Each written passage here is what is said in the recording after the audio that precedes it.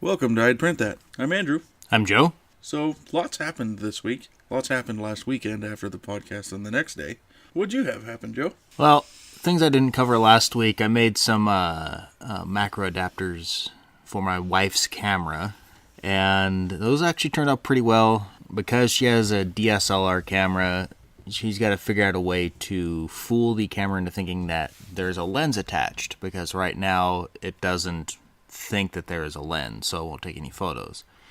That's just a little bit of online research, shouldn't be a big deal. Also last week I got a Raspberry Pi 3. I bought a kit and I've been configuring that to become an Octoprint server so I can send print jobs to my printer remotely. That's almost finished. I've been working on trying to get the Cura engine working for Octoprint, but I may abandon that and just use it as is. It's got, I think, Slicer built in or something built into it. And I just primarily want to use it to send G-code to the machine. Yeah. Past that, I got my aluminum heat bed in. It came in a day late, so I haven't had a chance to install it. It's nice and light, looks great. Just need to take and solder the connections on, get a couple of surface mount LEDs and a surface mount resistor if I want an actual light on the bed that just says that it's on, and then get it installed. It's a little bit lighter than the heat bed that I have right now, so I should be able to print a little bit quicker with that.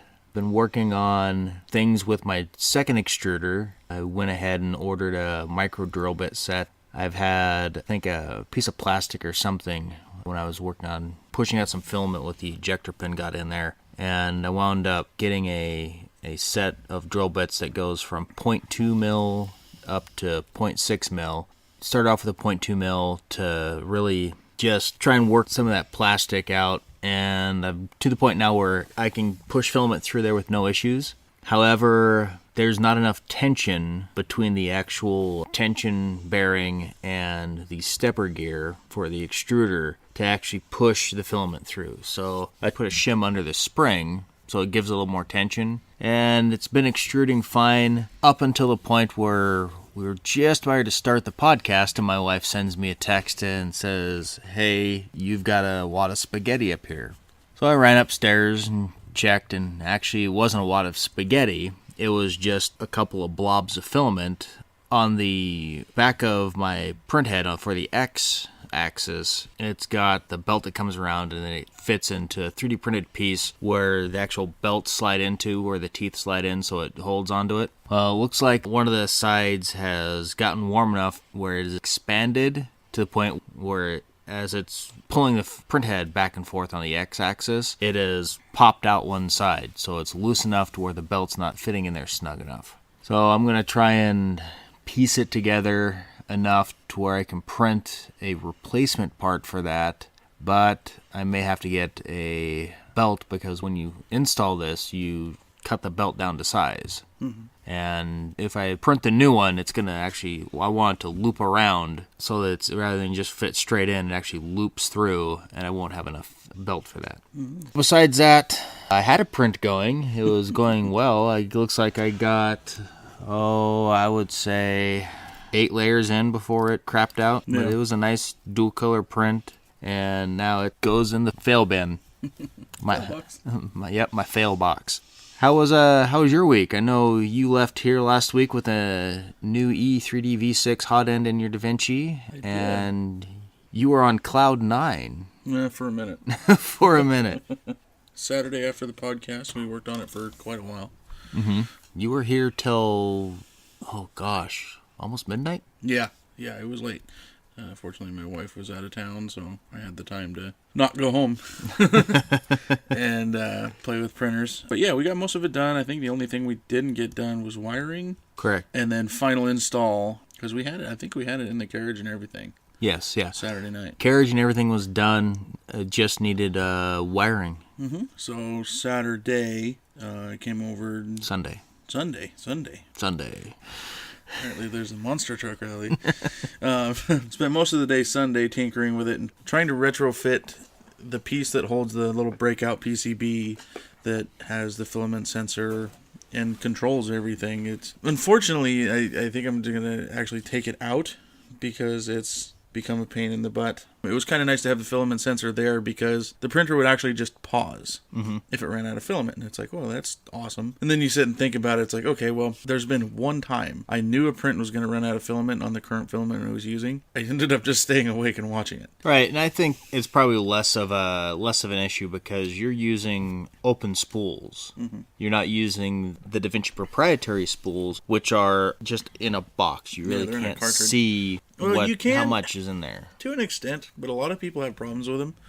You can't physically see it, but because they are chipped, the printer can read how much it's printed from that particular cartridge and give you a rough estimate of what it has left. But a lot of people have issues with them being inaccurate. Yeah, and I've seen that, especially when we had the M3D micros. It would give you an estimate on, hey, this is how many inches that you're going to use of filament, and that was never accurate. No. It would say some ridiculous numbers. Yeah. The big problem they have with the DaVincis is it'll say it's empty when it still has like 20% left on the spool. Right. And in 3D printing, that's annoying. I mean, currently, this is where the whole Cloud 9 thing ends, and my frustration continues with DaVinci printers. I'm running through small spools of filament. Right. Because I'm printing millions upon millions of test cubes, 10 millimeter test cubes to get it perfect. I did have an issue for quite a while with it being my Z-axis not being correct. And I would play with it here and there at night after dinner and stuff. Today I just went, you know what, I'm going to fix this. So I figured it out. The video I followed, because I used all the same parts and everything, I kind of took the guy's word on the Z height that he inputted, and that should be correct and perfect. Unfortunately wrong. There's many reasons it could be, not faulting Steve UK on YouTube. His write-up and videos are amazing on making the mechanical parts of this swap work, but the real technical parts are off a little bit, and they will be per printer and per user. I mean, I did a lot of filing on those to get them to fit perfect and bite down on that hot end really well so it didn't move and wiggle around. So that could have added to it. But long story short, I spent most of my morning getting the Z height offset perfect and then started printing more cubes. I have a weird problem, and I think it's a problem either with my bed or the actual carriage that the bed rides on sagging in the back right corner. Well, actually, it's not sagging in the back right corner. The back right corner is the correct side, but all the remaining three corners are high. And the back right corner in the back of the square, I'm printing it dead center of the bed, and when you pull it off, the back is bulged out. Almost like it's over extruding, and it's just kind of, the filament just is squeezing out the sides. Right. Or it's high on the other ends, and the printer head's actually pushing into the print. It doesn't look like it while it's printing. There's usually some telltale signs, but the layer resolution is awesome on them. It's better than that printer's ever printed. Right. It's just not accurate. And then when I try to print an actual part, it doesn't work out at all. I keep trying to print the X-axis auto tensioner that's on Thingiverse. We talked about it a couple podcasts ago. And you add bearings to it so it doesn't wear on plastic. But I can't get it to print. So I was talking to my wife about taking out the DaVinci motherboard and putting in a Ramps 1.4 with an Arduino Mega. And it's like, okay, I've changed the extruder. I've changed bearing holders. If I put a Ramps board in it, it's not going to be DaVinci anymore. Right. It's just the box. And the box is unfortunately one of the failing points of these printers because they're kind of flimsy. It's all sheet metal, bent and laser cut sheet metal. So I'm at that point where it's like, okay, do I spend the time to print a new carriage? Because that's what I'm looking at doing.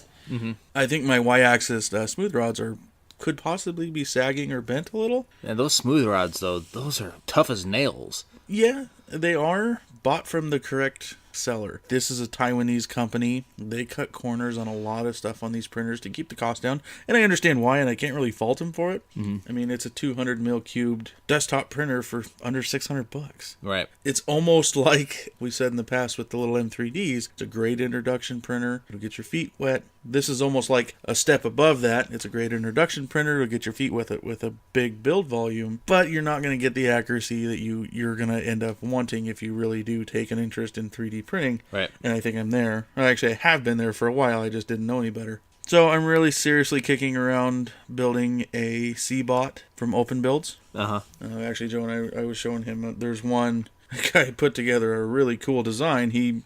It's a 300 by 300, but it uses a 3 lead screw Z-axis with one stepper motor. And you look at the belt configuration on this thing, and it's like a snake. It just goes everywhere. Oh, yeah. It's pretty cool looking, but I don't know. We'll see. I think staying around the 200, 250 range, build volume-wise, I haven't really run into print that I need to make that big anyway. No. Most of the time when you run into big files, they're already pre-cut because that's what everybody else has. Desktop printer-wise, that for the markets, I mean, I think the Ultimaker is one of the largest, and it's not much bigger than the DaVinci. No, it's... You gain a little Z height and a little Y, and I think the... And it depends if you go with the extended or not. I don't know. I'm trying really hard. I have a hard time finding enough time to dedicate to just sitting there and running print after print after print. Well, and that's kind of the not so glamorous part of 3D printing. It really gets annoying when it's a hardware failure. If it's my fault and I screwed up something, Right. It's a learning experience for me. I'm bettering myself. But when I'm doing everything right in my own mind and it's a part of my printer that's failing, it's like, okay, well, now what? I'm lucky enough to have two. Mm-hmm. So if my main printer goes down like it is now and it's not being able to print reliable parts, I can always go to the other printer and print that part that I've been trying to print. And I at this point, it's just a fact of the matter type deal. And I want this printer to print right because I've spent money and time, and both Joe and I have. And there's a decent amount of time. We put in the new power supply. Yep. And that'll all come. I mean, the only thing that'll stay with that printer is literally the box and the LCD board. All right. And the main board, because it's meh. So, yeah, all the stepper motors will come with it. Possibly the smooth rods.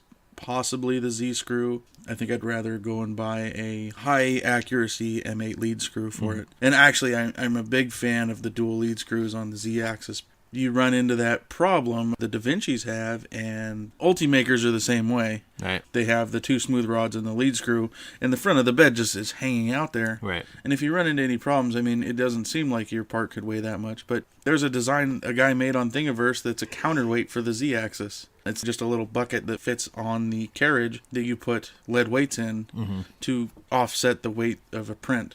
Right. On the front of the printer. And you do have a small amount of force being pushed onto the print bed just from extruding, but it's negligible. When you're dealing with 50 micron layer heights, it starts to matter. Yeah. So, I don't know. We'll see where it takes us, or me, or everybody that gets involved inevitably. Building my own printer has been one thing I wanted to do since I got into it, so I've spent the money. The bulk of the money was going to be in the hot end. Right.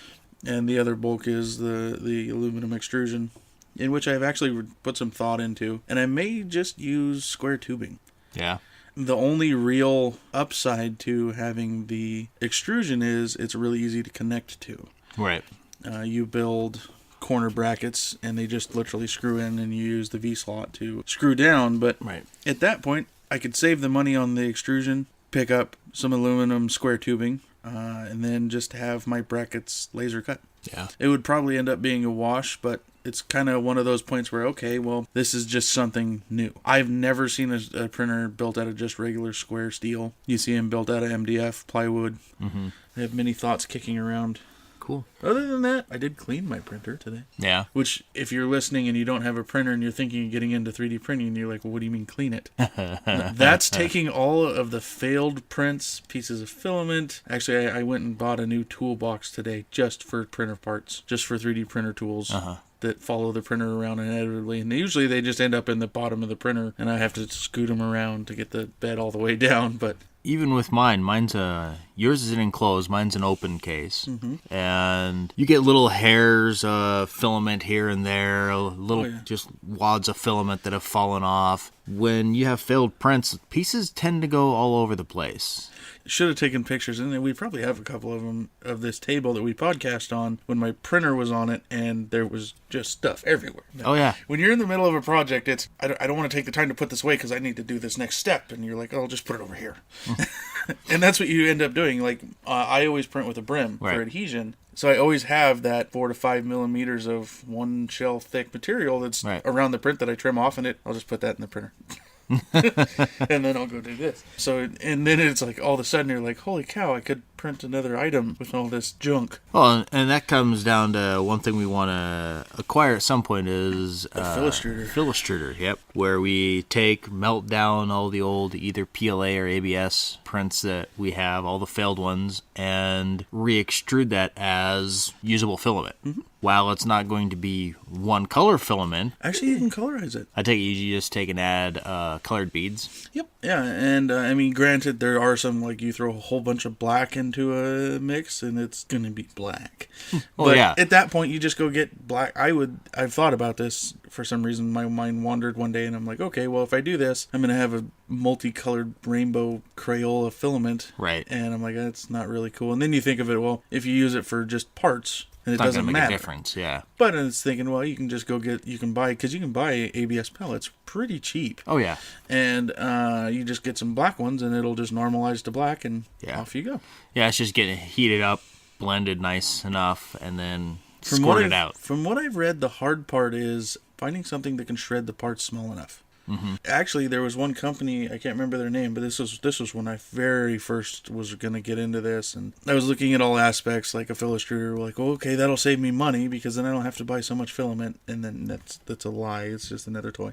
Yeah. Because you're still going to always want to go buy brand new filament, because I want to try different companies and try out their filaments. And as your prints succeed, through attrition, you're going to need to buy new filament. Oh, yeah. My big one is testing out PETG, hips, right. Wood fills. It's what I really want to test. So by the time you're buying wood fills, that's expensive filament. You're not going to have much waste. Right. We hope. By the time you get to that, you're going to want your printer dialed in pretty good, so... And you know it's working. Yeah, and I spent hours today with feeler gauges trying to get that thing perfect. Yep. And the bed's leveled perfectly. I mean, I have it to 0.8 is what I'm leveling to with my feeler gauges. Still keep running into the problem. But is what it is. It's part of printing. This is what you do.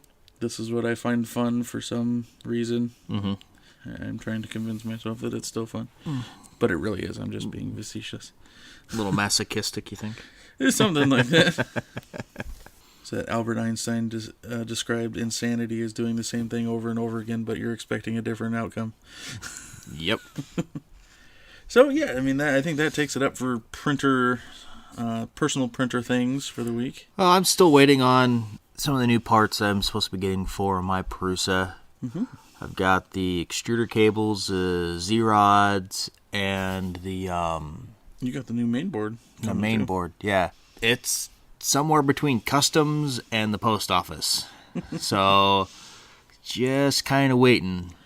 Hoping one day it just shows up at the house. I was expecting it this week because, according to the site, it had crossed through customs, but it may still be in customs or be kind of between customs and the post office. So it's in the ether. It is, yeah. It's just kind of in the air right now. It's ethering around. Besides that, we've been talking about parts and upgrades. And Delta Printer here, we were just talking about this before the podcast. They've released a mini hot end. Yeah. It's about a third the size smaller than the E3D V6. Oh, yeah, these things are tiny. Tiny. They're built for their Delta printer makes, obviously, a Delta-style printer. I think they're cool. I think they're, another name for them is Costles. Or gantry. Use a gantry system, yeah. Yeah, I think they're cool, and I would like to get one. Actually, a guy at work's looking at picking one up, a kit. Delta makes a really nice one. We follow them on Instagram, and then not long ago they posted a little video. They took their printer, and so if you don't know what a Delta style looks like, it's 3 uprights, and it has carriages that ride on these uprights. Then the hot end is suspended from those. From the middle of them. Yeah, and so they took their Delta, not the Delta Go, the new one they're coming out with, but their original Delta printer, flipped it upside down, and printed. And it's like, wow, gravity is not your friend, especially when things are melty. Yeah. And it printed fine. They printed an Ultibot. Really? Mm-hmm. Cool. And I saw someone on another Instagram post. Apparently, it's becoming like the ice challenge. Mm-hmm. People are flipping their printers upside down and printing. A guy did it with a FlashForge Dreamer. So yeah, it looked funny, but interesting.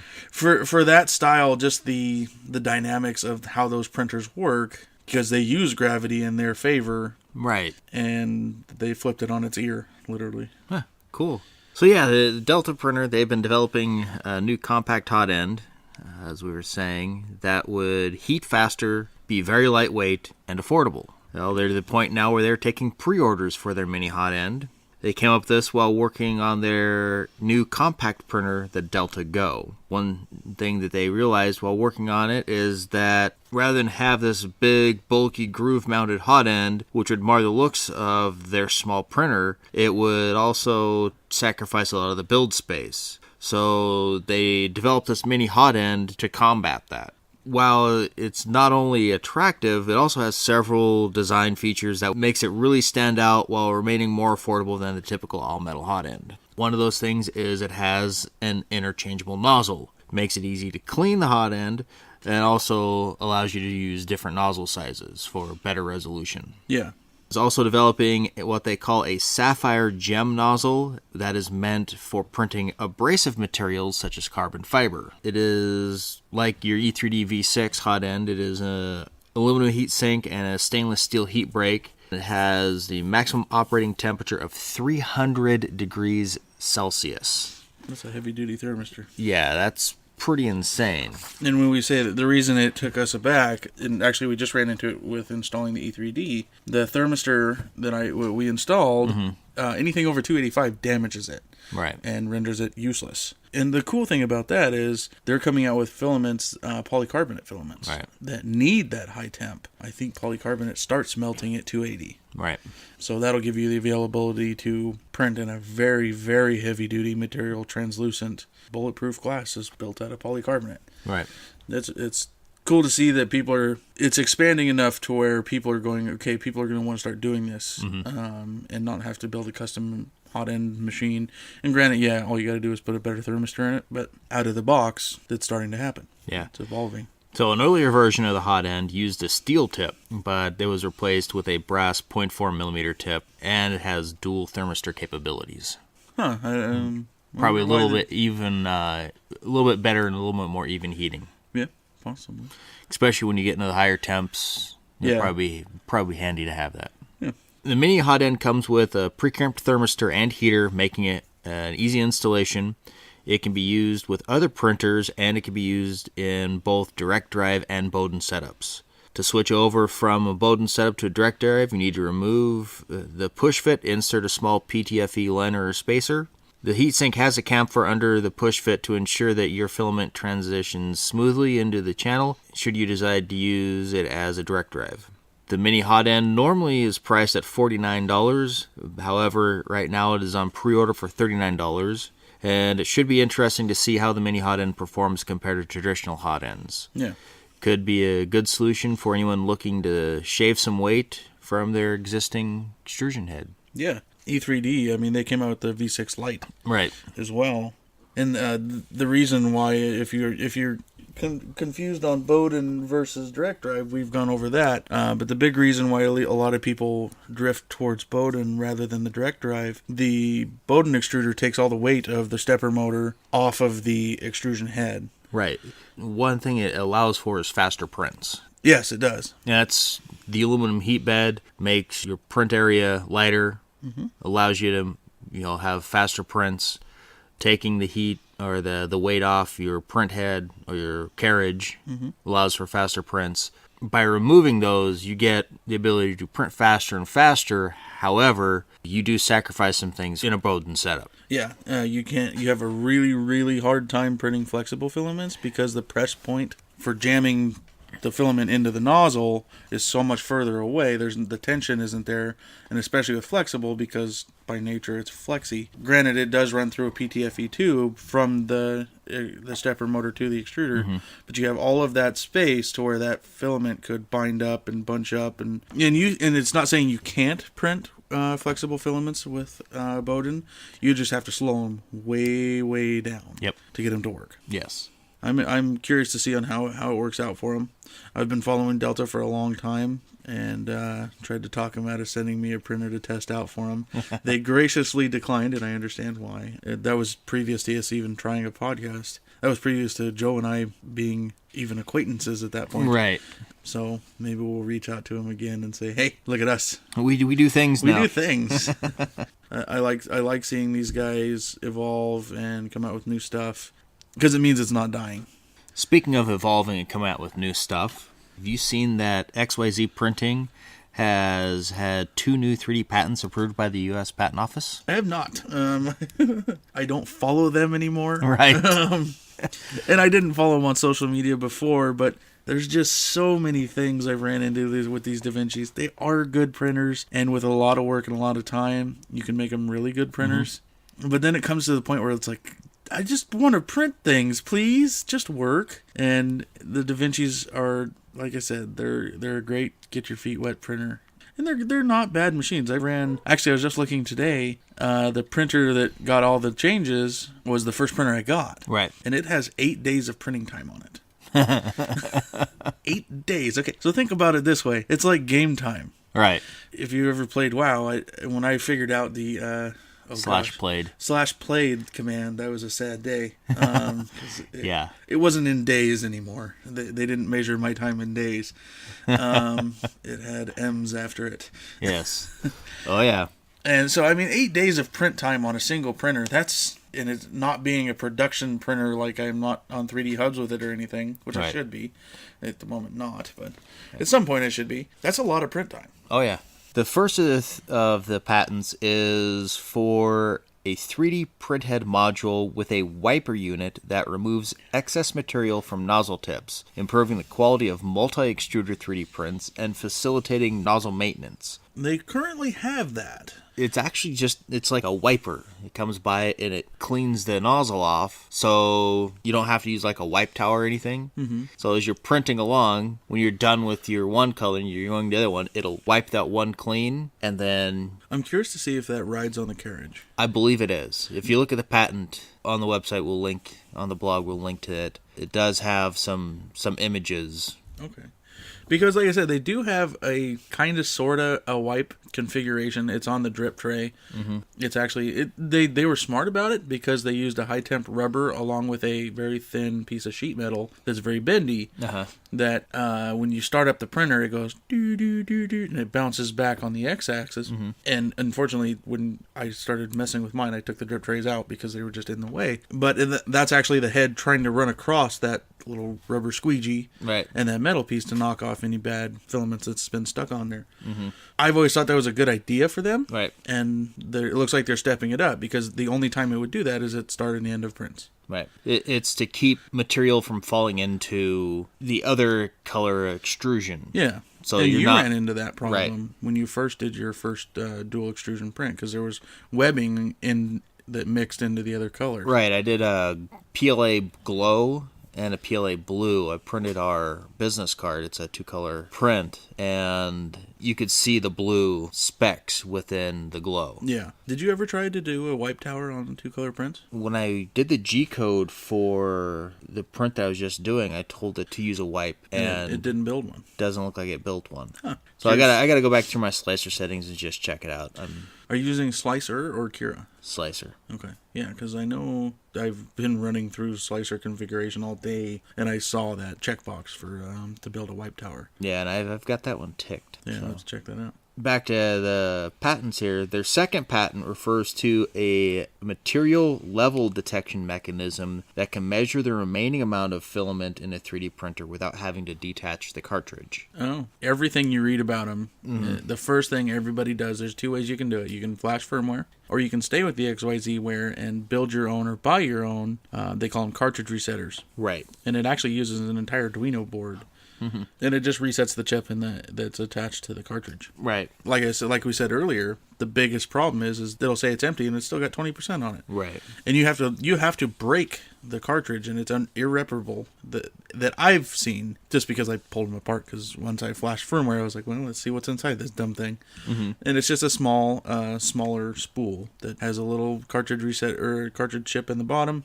has a little EEPROM on it. It's a good business model. Yeah, but It's like the difference between an iPhone user and an Android user. right. Someone that's comfortable with iPhone, and yes, granted, we're both fruit haters here. I don't hate fruit. I just prefer being able to do what I want with my phone. Yeah. My first smartphone was an iPhone 3G, so the second gen iPhone. I actually got up in the morning, stood in line with a client from our work. We both stood out in line. I met him at 2, 3 in the morning outside of the local AT&T store. Yeah, because AT&T had them only exclusively in the beginning. Yep, and I got one of the last ones that they had. The moment I got that, I think 4 people at the office immediately went out and got iPhones. Yeah. And then a couple of the guys at the office went out and got Androids. Then Android still really had a lot of growing to do. Yeah, I had the very first, the Galaxy S. Right. The Captivate. That was I want to say that was one of the first Android phones, because I had Samsung Blackjacks before that. Right. It was a bastardized BlackBerry. Right. Oh, yeah, I remember the Blackjack. I actually looked at those. They were junk. Yeah. The cool thing was it was like the first phone that you could buy that had a full QWERTY keyboard on it. Right. But I have sausages for thumbs, so it did not work. I think you're giving your thumbs a little more credit.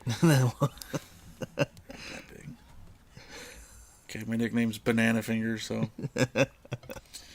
Anyway, Well, I guess if your fingers are bananas, it would equate that your thumbs are sausages, so I guess you are correct. Anyway. So where I was going with this was... So DaVinci out of the box is good for, if you were to stereotype people, it's good for people that will grab something, it'll work for them, or they'll mold to what it does. Right.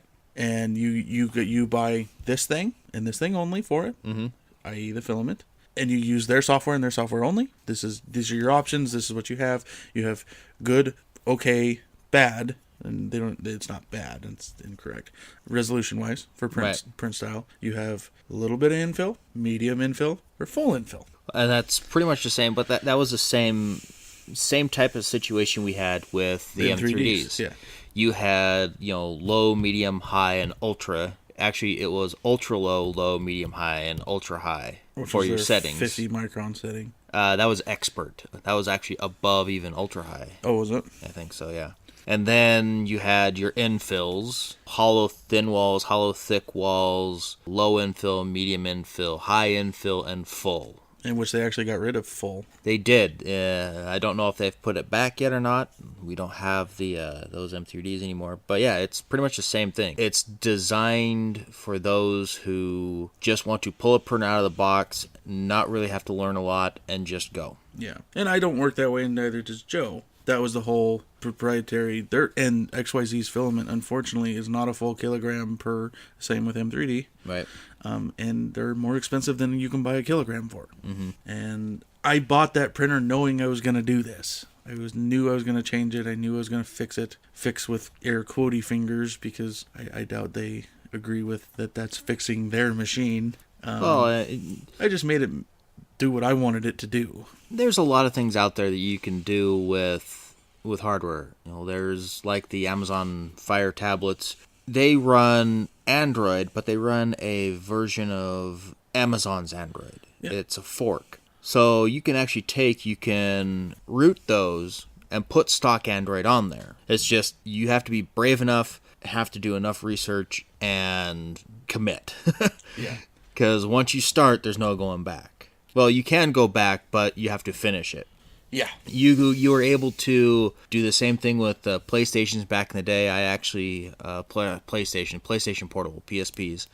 I actually traded some computer parts for a PSP, and I, rooted my PSP. I could do all kinds of stuff with it, not just play games, but I could, run emulators on it. I could make it a media player. I could play all kinds of media files. I've since gotten rid of that years ago. even with the iPhone, you could jailbreak your iPhone. You could do so much more with the jailbroken software. I tried once to jailbreak a friend's iPhone. And this was, I had my Captivate, my Samsung Captivate. And it took me a grand total of probably 10 minutes of Googling, found an APK that would work, got it into developer mode, uploaded the firmware, and it went, okay, here I go. I'm new now. And I went, that was cool. So then I was telling a buddy at work about it, and he's like, oh, I've got an iPhone. Do you think you can do the same thing? And I said, yeah, there's a good chance of it. It took me hours because the old iPhone, it was a 3GS. Yep. And you had to downgrade it firmware by firmware. You couldn't do a massive downgrade down to the firmware version that they were able to crack. Oh, it was horrible. I mean, Apple does a good job with this works, don't break it. If you break it, we can't fix it. And that's the thing is, it's their way or no way. Yeah. Back onto some 3D printing news. Markforged. They're the maker of the world's first carbon fiber 3D printer and champion of industrial strength desktop 3D printing. They've just unveiled their newest 3D printing material, a high strength, high temperature HSHT fiberglass that is twice as strong as Markforged's standard fiberglass material and designed specifically for high heat environments such as aerospace and automotive manufacturing. Their patented 3D printing technology relies on two print heads, one to build nylon parts and the other to continuously reinforce those parts with extremely strong materials including carbon fiber, fiberglass, and even Kevlar, resulting in cost-efficient 3D printing prototypes, fixtures, and even end-use parts that can actually displace machine-milled components. I have actually seen in one of the, I think it was CES videos where they were doing a print with carbon fiber. It would, one print head prints material, the other one follows it up by laying carbon fiber in that same channel. Yeah, it was neat. Those things are ridiculously strong. With its newest 3D printing material, the HSHT fiberglass, Markforged takes industrial strength desktop 3D printing even further. Whereas their standard fiberglass material is 40% as strong as carbon fiber and well suited to everyday applications that require strong parts, HSHT fiberglass is as much as 2 times stronger and has a 30% higher heat deflection point of 140 degrees C, meaning that it can withstand environments over 105 degrees Celsius. Wow. Yeah. Off a 3D printer, man. Well, it's like that the MIT guy's coming up with that ceramic. It's post-cure, which makes it what it is. Yes. But you're printing a ceramic material that can, oh gosh, I think it was like 1,600 degrees or something like that that it was withstanding. Yeah. Ceramic is crazy heat resistant. Yeah. According to the company, these high temperature and high strength properties will allow customers in the aerospace and automotive industries to leverage Mark II parts, Mark II being their newest printer, for use in under-hood applications while still providing the average of same-day desktop-made parts. Given that it was uniquely designed for high-temperature environments, the HSHT fiberglass is currently only available with the Mark II Enterprise Kit, which retails for the low cost of $13,499. Nothing big. And features an extra print bed and 3 sets of nozzles. Also, 100 cubic centimeters of HSHT fiberglass will be included with the purchase. In addition to unveiling the Mark II 3D printer at SolidWorks World 2016 in early February, Markforged reported a 400% revenue growth in 2015.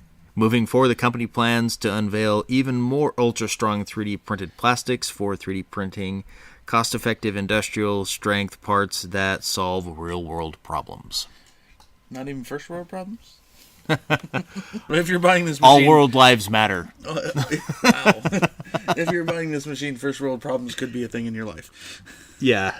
I think that's kind of cool. I like the idea. When I saw that video of them doing the carbon fiber inlaid tools at CES, that was pretty insane. They're like, yeah, here, because they had two different ones, one with just the plastic and one with the plastic with the embedded carbon fiber in it. And they handed it to somebody, here, check these out, test the strength of them. And they're bending the one like, it was nothing. And then they got hold of the carbon fiber one. There was no way that they were bending that thing. Cool. Yeah. Hear about the newest thing from Lowe's, as in like the home improvement store Lowe's? Well, no, but I know Home Depot sells the Dremel printer, so... It doesn't really get much more Star Trek than this. Uh-oh. A device to create a spare part you need when you need them 200 miles above the Earth's surface. And that is the aim of the Lowe's Innovation Lab and the Made in Spaces project to send a 3D printer to the International Space Station this year, creating the station's first on-site manufacturing facility.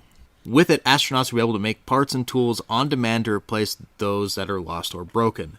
This saves the cost of launching new ones into orbit, which can cost more than $10,000 per kilogram. The printer can create delicate structures that can only exist in zero gravity and allows solutions to problems that haven't even been predicted yet. In the past, that oftentimes meant improvising repairs using things like duct tape, paper, or even toothbrushes. 3D printer is slated to arrive at the ISS early this year. I just hope they don't start printing egg sculptures in space. You don't want a modern egg sculpture? Well, if they get it stuck up there, they're going to have problems. I know that they were talking about putting a 3D printer up there. Yeah, because I could have sworn that Ultimaker sent a printer up there. Lowe's and this other company, Made in Space, they actually have one of the prototypes at one of their stores in California that you can go in and see. But yeah, this is a fully enclosed unit that they can just print on. It's not real big though. Yeah. It's not as big as your 200 cubed desktop printer. Yeah. This is a very tiny thing that is being sent up there. Very cool. So it's be linked on our blog. Go check out that news article, and it has a nice little video attached. Well, NASA's had a big hand in models. They have the NASA torque wrench, the print-in-place ratcheting torque wrench. Yeah, and that's one of the things they're looking at doing is they can build tools, they can build replacement parts, they can do whatever they want up there, and these will all be able to be printed-in-place type things, like a ratcheting wrench. Yeah, very cool. Printing in space. Prints in space. Thank you, Space Odyssey. Or Muppet Show. Oh, yeah. Okay, let's leave you to your Muppet babies. Not Muppet babies, Muppets. So the last bit of news that I had goes right back to one of the first news articles that we spoke on. We spoke about the toddler who had to have a liver transplant. Oh, yeah. It was in Australia, wasn't it? Unfortunately, I don't remember now. I'd have to go back and check it out. I read so many news articles. It's hard to keep track of them all sometimes. Come on, Joe. Get it together. This story takes us to China. Doctors have successfully performed surgery on a 9-month-old baby suffering from a severe congenital heart defect. A 3D printed surgical model was used to guide the surgery. The successful surgery carried out on March 11th and assisted by a 3D printed model heart represents another important milestone in the gradual expansion of 3D printing technology within the medical world. Less than a year ago, China witnessed its first batch of successful 3D printing assisted heart surgeries. Those events made headlines in national and international news. This latest surgery was similarly successful. The patient, a 9-month-old boy who weighed just 5.6 kilograms before the surgery, was diagnosed with a congenital heart defect shortly after birth, when doctors noticed that he was experiencing shortness of breath. The problem turned out to be even more severe than first thought. After being taken to the hospital, it transpired that the infant was suffering from total pulmonary venous anomalous drainage, meaning that all 4 of his pulmonary veins were out of position. Furthermore, the youngster was found to have a defect in the atrial septum, the dividing wall that prevents heart from flowing between the 2 atria of the heart. With such severe problems to contend with, the medical team had a real task on their hands to keep the child alive. Being so young and small, the boy could not be subject to several traditional surgical approaches, so the doctors decided that 3D printing would be utilized to create a full-sized 3D printed model of the boy's heart converted from an MRI scan. The 3D printed heart made all the difference. They were able to know precisely where and how they should cut and how big each incision should be. With such a thorough plan, they spent only half the time expected to complete the surgery. That's awesome. The young patient is now recovering in a general ward and could go on to lead a long and healthy life. But he was one of the lucky ones. If treatment had been delayed, the patient would have had a 20% chance of surviving beyond his first birthday. Wow. So again, another one of those that hits home. Yeah, it really does. I have small children. I was 14 when my sister was born, and she ended up in the hospital with a really bad case of pneumonia. Mm-hmm. One of her lungs was 3/4 full of fluid, and the other one was 1/4 full of fluid. Oh, wow. The local hospital, unfortunately, missed it, and we ended up going to a separate hospital the next day. Hearing about little ones having this happen to them, as a human, it'll give you cause to pause and think about it. But seeing someone that close to you, and it's that whole innocence thing that they've done nothing, they don't deserve this. Oh, they're 9 months old. Yeah. What could they do? They're breastfeeding at that point. Yeah. They're pooing in a diaper. That's all they do. Yeah. So I mean, if that were to happen to either of my girls or even my sister at her age now, it's a hard one to swallow. But it's amazing that this is happening, and something that we're very passionate about is changing lives for people and giving life, in so many words, to people. Mm-hmm. It's not that we're a part of it, but a part of the culture and a part of the community. Right. It's really cool. We're making stupid trinkets and knickknacks and other things with 3D printing. However, it's that same technology that we're getting enjoyment out of with our stupid little toys that is actually saving lives. Yeah, and improving lives. Yeah. Yeah, it's cool to see. I like actually knowing that the stuff that I'm doing, that I'm dinking around with, that same technology is being used on the other side of the planet to save lives. Yeah. And I expect to see more and more of that. I mean, this news is gaining international attention. I expect more of this to happen locally, regionally. Definitely. It's catching on for sure. Now, and this is only one of the medical stories that I found this week. Yeah, you guys got to realize mostly Joe, I got to give him a lot of credit for this. He skims through hundreds of articles weekly, and we only pick, I've got 3 pages sitting here just for today's podcast. 3 pages. If you go out to the website, I link all the articles that we talk about under the blog for the podcast release. Lord. If you go to my blog, you'll see there are times where I have 20 links up. Yeah. There'll be articles that I will miss, I will not put in there because I think they're kind of crap anyway. It's okay. They're not really informative. They don't really talk much about the 3D printing industry other than they make one small comment about 3D printing. Yeah. And it's unnecessary. But I go through, I read the articles, I get them from trusted sources, and there's definitely a lot out there. Like I said, I've got, 4 or 5 stories here, and that doesn't include the stories that I couldn't find a way to fit in. Yeah.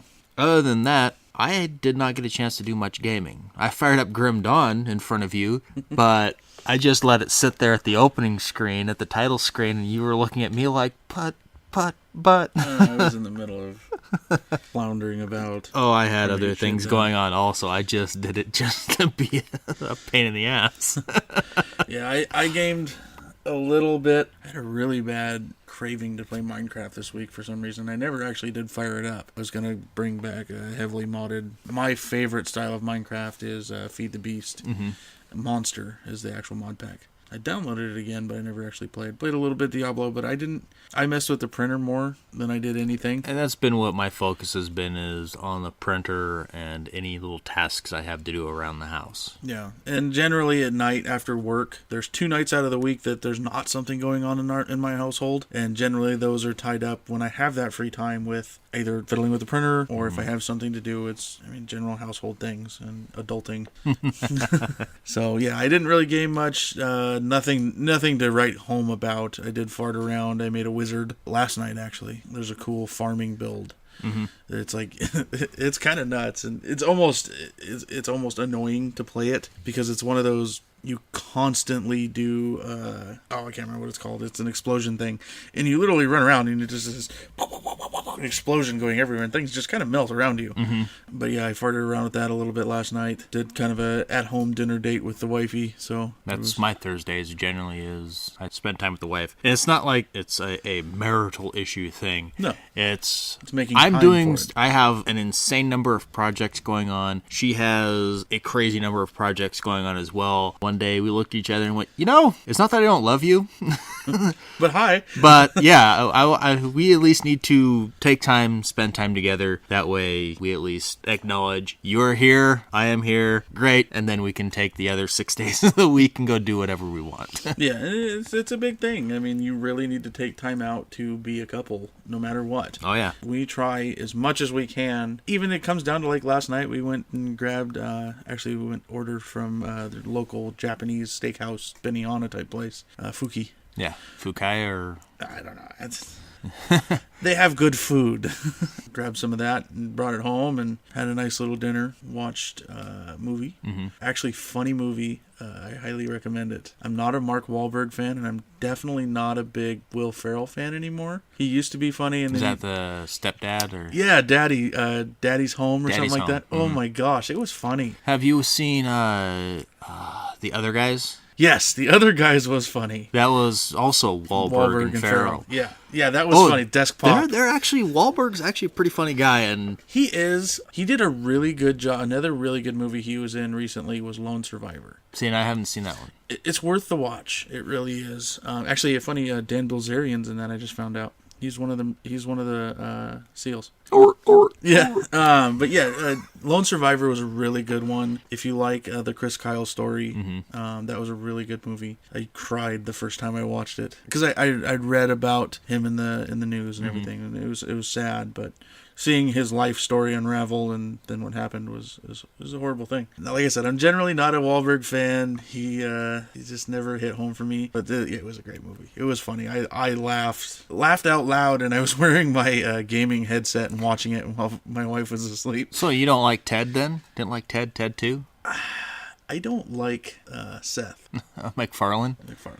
I think... Okay, so Family Guy was funny at one point. Mm-hmm. I got very disenchanted with it. I like American Dad much better, but he's a jerk from everything I've read. Seth is? Yes. Everybody that you see interviews with, and I talk like I know the guy, I don't. Everything that you read about people, about him, and interviews with him, he's very arrogant. And I have a general problem with people like that. Like, I was a huge Bruce Willis fan. Die Hards, they're amazing. As soon as I heard Kevin Smith go, yeah, he's a jerk. And he treated us like garbage. And I'm a huge Kevin Smith fan. And I went, wow, that sucks. It sucks to see that gets to people's heads. I understand on one hand, one of the stories that I heard from Kevin in one of his podcasts, him and Bruce were in New York. They were doing the cop-out filming, and from across the street, somebody yelled, "Woo, Die Hard!" And that's when Bruce looked at Kevin and goes, "I hate those people the most." And it's like... I was like, okay. That's why people know you. Right.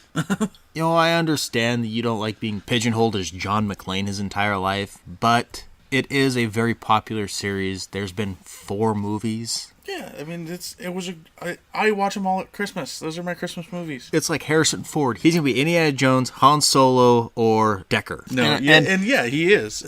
But he embraces it. When they did episode 7, holy crap, did you watch the interviews where he Skyped people? Oh, dude, I've seen all kinds of things like that. He enjoys his characters. He's willing to play off it. He really, after the original trilogy, he never really did conventions or anything like that. He never understood it, but he at least knows enough that people are a fan of the character and he's willing to play along. Mm-hmm. And that's all that people really look for is, I know you because of this, and that's the only way that I can break the ice with you. Mm-hmm. Yeah, I mean, that's how you relate to him at any level, because you don't know him as a person. They don't play them on screen. There was Henry Winkler. You know who Henry Winkler is? Of course. Henry Winkler had the story of he was doing Happy Days. He is the Fonz character. And he went over to this lady's house for a date. The lady had a little boy. And the little boy immediately came up to him and was like, "Hey, Fonz!" And he immediately corrected the kid, no, my name is Henry, and just kind of laid it out to him. Well, it kind of upset the little boy, but he was there as him. Right, he was not as the character. He was trying to have this dinner, and unfortunately he had to let the little kid down. I totally understand that, because he's always going to be the Fonz in most people's eyes. I mean, that was his really famous, really big role. Whereas... Not just the guy with Roy Orbison tattooed on his butt. Exactly. So that's John McClane was Bruce Willis's. Mm-hmm. Harrison Ford at least has 3. Yeah. There's a lot of people out there that's who they're going to be. You're going to see them as that character. I have a horrible time with character names. Mm-hmm. They're real life names. I don't. Right. That's one thing I just completely lack. I know it drives Joe nuts, and mostly on, this guy's in it, and I'm like, oh, cool. He's like, don't you know who that is? No, I don't. Doesn't ring a bell. Tell me what he was in, I might. And that's how I remember characters. And anytime I see someone in a TV show, I'm like, oh, that's from this movie show, whatever thing. Right. And that's how I think that's the way a lot of people identify movie stars, TV stars, as the role they see them in. Right. And I don't think there's anything wrong with that. I mean, they chose the life. They chose to be that person. It's like Carl Urban. He plays Bones in the new Star Trek reboot. Oh, okay. But he also played Judge Dredd in the Dredd movie. Really good and job did as an Judge Dredd. Amazing job as Dredd. Mm-hmm. I'm really a fan of his, and I like the way he portrayed Dredd. I like the story, and I hope they continue it and make another one. That was one of the only 3D movies I saw in 3D where I thought the 3D effects actually helped with the story, because there's drug use within the movie. I mean, that's the whole point of that movie, is he's going after a drug dealer, crime boss. And those scenes where, they showed it from the bad guy's perspective while they're on the drugs really had an awesome, really immersed you into the movie. And actually, if you're a fan of Rooster Teeth, yep. Gavin, he did all of the slow-mo recording in that movie. No kidding? Yeah. Wow. Yeah, because originally he was the slow-mo guys on YouTube. Mm-hmm. So that's what in filmmaking, he's a well-known name, Gavin Free.